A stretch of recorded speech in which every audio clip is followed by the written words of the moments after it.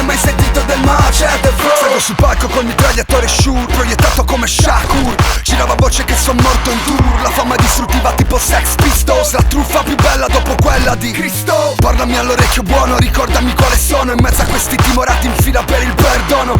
Di sti tempi non avere fede è un dono. La chiesa è come un cat, l'assassino è sempre il maggiordomo. Tu mi conosci bene, in pratica sai come sono. Ti giuro salgo in macchina e non so mai dove suono. Lasciami 15 fottuti minuti da solo. Nell'anonimato il contrario di Andy Warhol. Hai notato come tutto è cambiato più o meno.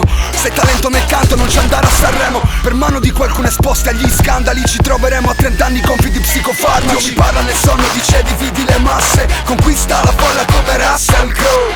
Fatti una doccia di merda da queste casse. Dimmi hai mai sentito del macete flow?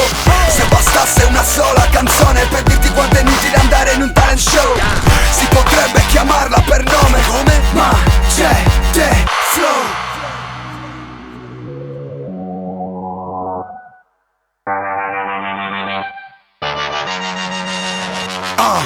Scrivilo su Twitter, Quipper. Un posto comodo, si strappano la pelle come in Jeeper. Scripper, Salmo, Jet e Reaper. Al mio concerto non portarti tuo padre e tua madre la babysitter.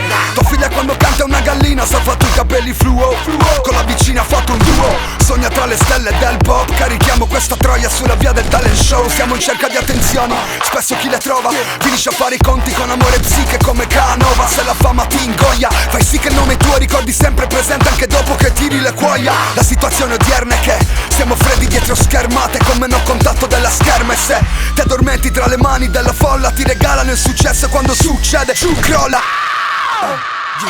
Dio mi parla nel sonno, dice dividi le masse. Conquista la folla come Russell Crowe.